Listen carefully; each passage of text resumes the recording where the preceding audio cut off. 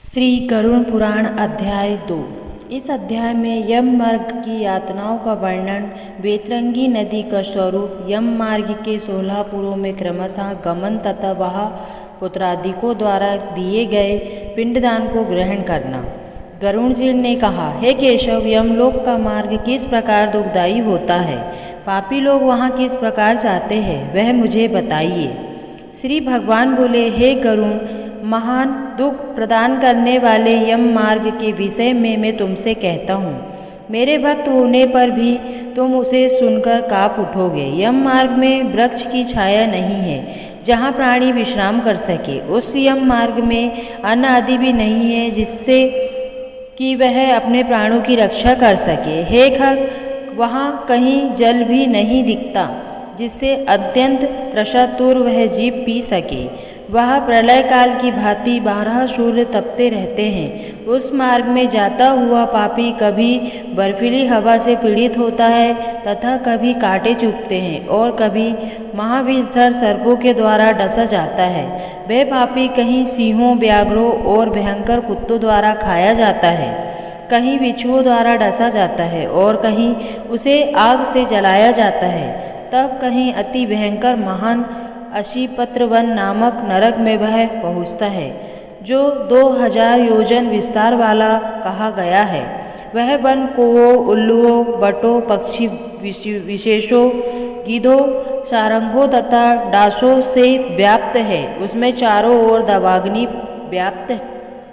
अशीपत्र के पत्तों से वह जीव उस वन में खिन्न खिन्न हो जाता है। कहीं अंधे कुएं में गिरता है, कहीं विकट पर्वत से गिरता है, कहीं छुरे की धार पर चलता है तो कहीं कीलों के ऊपर चलता है, कहीं घने अंधकार में गिरता है, कहीं उग्र भय उत्पन्न करने वाले जल में गिरता है, कहीं जोकों से भरे हुए कीचड़ में गिरता है तो कहीं जलते हुए कीचड़ में गिरता है, कहीं तपी हुई बालुका को प्याप और कहीं धधकते हुए ताम्रमय मार्ग, कहीं अंगार की राशि और कहीं अत्यधिक धुएं से भरे हुए मार्ग पर उसे चलना पड़ता है। कहीं अंगार की वृष्टि होती है, कहीं बिजली गिरने के साथ शिलावृष्टि होती है, कहीं रक्त की, कहीं शस्त्र की और कहीं गर्म जल की वृष्टि होती है, कहीं खारे कीचड़ की वृष्टि होती है।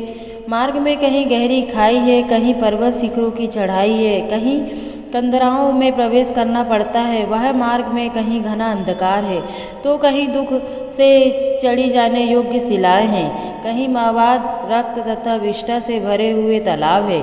यम मार्ग के बीचों बीच अत्यंत उग्र और घोर वैतरणी नदी बहती है। वह देखने पर दुखदायिनी हो तो क्या आश्चर्य, उसकी वार्ता ही भय पैदा करने वाली है। वह 100 योजन चौड़ी है, जिसमें कुएं, बिब, मवाद और शोणित रक्त बहते रहते हैं।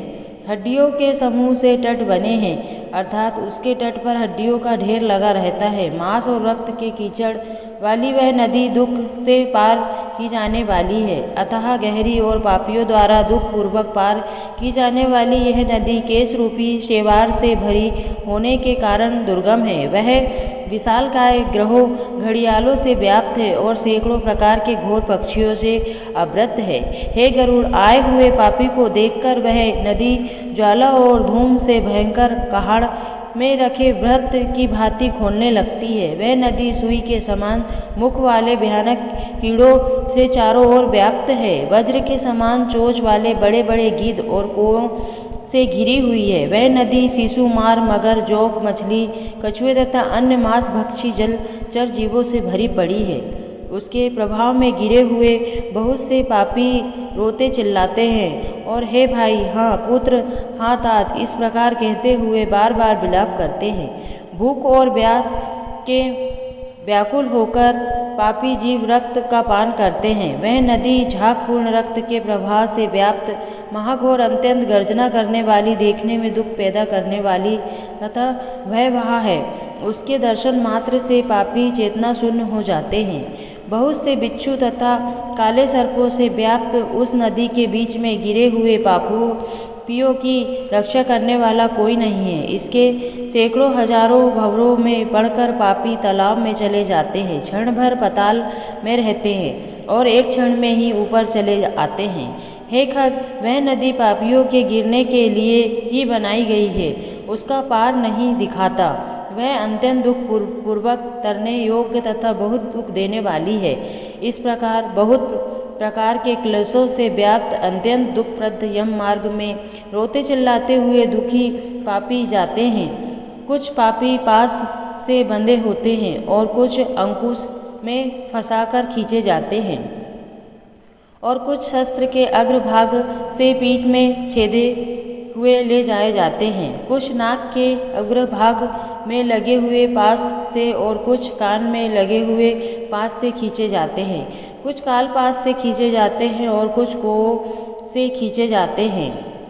वे पापी गर्मध हाथ तथा पैर में जंजीर से बंधे हुए तथा अपनी पीठ पर लोहे के भार को ढोते हुए मार्ग पर चलते हैं। अत्यंत घोर यमदूतों के द्वारा मुद्राओं से पीटे जाते हुए वे मुख से रक्त वमन करते हुए तथा वमन किए हुए रक्त को पुनः पीते हुए जाते हैं। उस समय अपने दुष्कर्मों को सोचते हुए प्राणी अत्यंत ज्ञानिनी का अनुभव करते हैं और अतीव दुखित होकर यमलोक को जाते हैं। इस प्रकार यम मार्ग में जाता हुआ वह मंदबुद्धि प्राणी हाँ पुत्र इस प्रकार पुत्र और पौत्रों को पुकारते हुए हाय हाय इस प्रकार विलाप करते हुए तत्पश्चात की ज्वाला में से जलता हुआ रहता है। वह विचार करता है कि महान पुण्य के संबंध से मनुष्य जन्म प्राप्त होता है, उसे प्राप्त कर भी मैंने धर्माचरण नहीं किया। वह मैंने क्या किया? मैंने दान दिया नहीं, अग्नि में हवन किया नहीं, तपस्या की नहीं, देवताओं की भी पूजा की नहीं, विधि विधान से तीर्थ सेवा भी नहीं की। अतः हे जीव, जो तुमने किया है उसी का फल भोगो।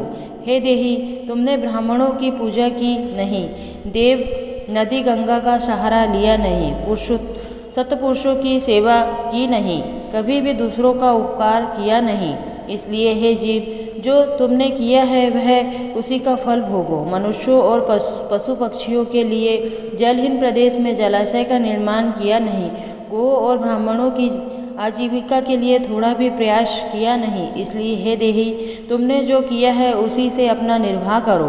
तुमने नित्य दान किया नहीं, गौ के दैनिक भरण पोषण की व्यवस्था की नहीं, वेदों और शास्त्रों के वचनों को प्रमाण माना नहीं, प्राणों को सुना नहीं, विद्वानों की पूजा की नहीं। इसलिए हे देही, जो तुमने किया है उन्हीं दुष्कर्मों के फल को अब भोगो।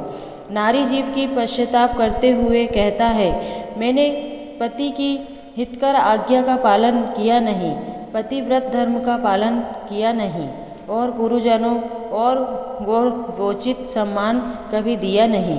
इसलिए हे देहिन, जो तुमने किया है उसी का अब फल भोगो।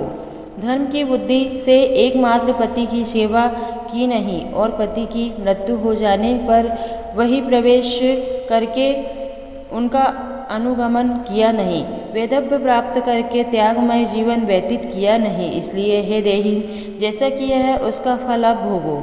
मास पर्यंत किए जाने वाले उपवासों से तथा चंद्रायण व्रतों आदि सुविस्तर्ण नियमों के पालन से शरीर को सुखाया नहीं। पूर्व जन्म में किए हुए दुष्कर्मों से बहुत प्रकार के दुखों को प्राप्त करने के लिए नारी शरीर प्राप्त किया था। इस तरह बहुत प्रकार से विलाप करके पूर्व देह का स्मरण करते हुए मेरा मानव जन्म शरीर यम मार्ग में चलता है। हे तथाक्ष, इस प्रकार सहस्त्र दिन तक अकेले वायु वेग से चलते हुए 18वें दिन वह प्रेत सौम्यपुर में जाता है। उस रमणीय श्रेष्ठ सौम्यपुर में प्रेतों का महान गण रहता है। वह पुष्पभद्रा नदी और अत्यंत प्रिय दिखने वाला वट वृक्ष है। उस पूर्व में यमदूतों के द्वारा उसे विश्राम कराया जाता है। वह दुखी होकर वहाँ स्त्री पुरुषों के द्वारा प्राप्त सुखों का स्मरण करता है। वह अपने धन्य भृत्य और पौत्र आदि के विषय में जब सोचने लगता है तो वहाँ रहने वाले यम के किंकर उससे इस प्रकार कहते हैं, धन कहाँ है, पुत्र कहाँ है, पत्नी कहाँ है, मित्र कहाँ है, बंधु बांधव कहाँ है। हे मूढ़ जीव, अपने कर्मोपार्जित फल को ही भोगता है, इसलिए सुदीर्ण काल तक इस यम मार्ग पर चलो। हे परलोक के राही, तू यह जानता है कि राहगीरों का बल और संबल पाथेय ही होता है। इसके लिए तूने प्रयास तो किया नहीं। तू यह भी नहीं जानता था कि तूने निश्चित ही उस मार्ग पर चलना है और उस रास्ते पर कोई भी लेन देन हो नहीं सकता। यह मार्ग बालकों को भी विदित रहता है। हे मनुष्य, क्या तुमने इसे सुना नहीं था? क्या तुमने ब्राह्मणों के मुख से पुराणों के वचन सुने नहीं थे? इस प्रकार कहकर मुद्रों से पीटा जाता है हुआ वह जीव गिरते पड़ते दौड़ते हुए बलपूर्वक पासों से खींचा जाता है। यह स्नेह तथा कृपा के कारण पुत्र पौत्रों द्वारा किए हुए मासिक पिंड को खाता है। उसके बाद वह जीव सौरीपुर को प्रस्थान करता है। उस सौरीपुर में काल के रूप को धारण करने वाला जमंग नामक राजा रहता है। उसे देखकर वह जीव भयभीत होकर विश्राम करना चाहता है। उस पुर में गया हुआ वह जीव अपने स्वजनों के द्वारा दिए हुए त्रैपाक्षिक अन्न जल को खाकर उस पुर को पार करता है। उसके बाद शीघ्रतापूर्वक वह प्रेत नगेंद्र भवन की ओर जाता है और वहाँ भयंकर वनों को देखकर दुखी होकर रोता है। दया रहित दूतों के द्वारा खींचे जाने पर वह बार बार रोता है और 2 मासों के अंत में वह दुखी होकर वहाँ जाता है। बांधवों द्वारा दिए गए पिंड जल वस्त्र का उपभोग करके यम किन्नरों के द्वारा पास से बार बार खींचकर पुनः आगे ले जाया जाता है। तीसरे मास में वह गंधर्व नगर को प्राप्त होता है और वह चैत्रसिक पिंड खाकर आगे चलता है। सैलागमपुर में पहुंचता है और वहां प्रेत के ऊपर बहुत अधिक पत्थरों की वर्षा होती है। वह 4थे मासिक पिंड को खाकर वहां कुछ सुखी होता है। उसके बाद 5वें महीने में वह प्रेत क्रोचपुर पहुंचता है। क्रोचपुर में स्थित वह प्रेत वहां बांधवों द्वारा हाथ से दिए गए 5वें मासिक पिंड को खाकर आगे क्रूरपुर के लिए और चलता है। 5.5 मास के बाद बांधवों द्वारा प्रदत्त उष्णमासिक पिंड और घटदान से तृप्त होकर वह वहां आधे मुहूर्त तक विश्राम करके यमदूतों द्वारा डराए जाने पर दुख से कांपता हुआ उस पुर को छोड़कर चित्रभवन नामक पुर को जाता है, जहां यम का छोटा भाई विचित्र नाम वाला राजा राज्य करता है। उस विशाल शरीर वाले राजा को देखकर वह जीव डर से भागता है। तब सामने आकर केतरधीवर उससे यह कहते हैं, हम इस महावैतरणी नदी को पार करने वाले के लिए नाव लेकर आए हैं। यदि तुम्हारा इस प्रकार का पूर्ण हो तो इसमें बैठ सकते हो। तत्वदर्शी मुनियों के दान को ही वितरण देना या बांटना कहा है। यह वैतरणी नदी वितरण के द्वारा ही पार की जा सकती है, इसलिए इसको वैतरणी कहा जाता है। यदि तुमने वैतरणगी गो का दान किया हो तो नौका तुम्हारे पास आएगी, अन्यथा नहीं। उनके ऐसे वचन सुनकर प्रेत हाँ देव ऐसा कहता है। उस प्रेत को देखकर वह नदी खिलौने खोलने लगती है और उसे देखकर प्रेत अत्यंत क्रुद्ध विलाप करने लगता है। जिससे अपने जीवन में कभी दान नहीं किया ऐसा परमात्मा उसी वैतरणी में डूबता है। तब आकाश मार्ग से चलने वाले दूत उसके मुख में कांटा लगाकर बंसी से मछली की भांति उसे खींचते हुए पार ले जाते हैं। वह पाषाणिक पिंड खाकर वहाँ अत्यंत भूख से पीड़ित होकर विलाप करता हुआ आगे के रास्ते पर चलता है। 7वें मास में वह वहाँ पद्मरूप को जाता है और वहाँ अपने पुत्रों द्वारा दिए हुए सप्तक मांसपिंड को खाता है। हे पक्षी राज गरुड़, उस पुर को पार कर कर वह दुखद नामक पुर हो जाता है। आकाश मार्ग से जाता हुआ वह वाहन दुख प्राप्त करता है। वहाँ 8वें मास में दिए हुए पिंड को खाकर आगे बढ़ता है और 9वां मास पूर्ण होने पर नाना कद्रपुर को प्राप्त होता है। वह क्रंद करते हुए अनेक भयावह कंदगणों को देखकर वह शून्य हृदय वाला वह जीव दुखी होकर आक्रमण करने लगता है। उस पुर को छोड़कर वह यमदूतों के द्वारा भयभीत किया जाता हुआ 10वें महीने में अत्यंत कठिनाई से सुतप्त भवन नामक नगर में पहुंचता है। वह पुत्रादि से पिंड दान और जलांजलि प्राप्त करके भी सुखी नहीं होता। 11वें मास पूरा होने पर वह रौद्रपुर को जाता है और पुत्रादि के द्वारा दिए हुए 11 मासिक पिंड को वहाँ खाता है। 11.5 मास बीतने पर वह जीव पायोष्पणम नामक नगर में पहुँचता है। वह प्रेतों को देखने वाले मेघ घनघोर वर्षा करते हैं। वहाँ पर दुखी वह प्रेत 69 श्राद्ध से पिंड को खाता है। इसके बाद वर्ष पूरा होने पर वह जीव सीतागढ़ नामक नगर को प्राप्त होता है। वह हिम से भी 100 गुनी अधिक महान ठंड पड़ती है। शीत से दुखी तथा क्षुधित वह जीव इस आशा में दसों दिशाओं में देखता है कि शायद कहीं कोई हमारा बांधव हो जो मेरे दुख को दूर कर सके। तब यम के दूत कहते हैं, तुम्हारा ऐसा पुण्य कहाँ है? फिर मासिक पिंड को खाकर वह धैर्य धारण करता है।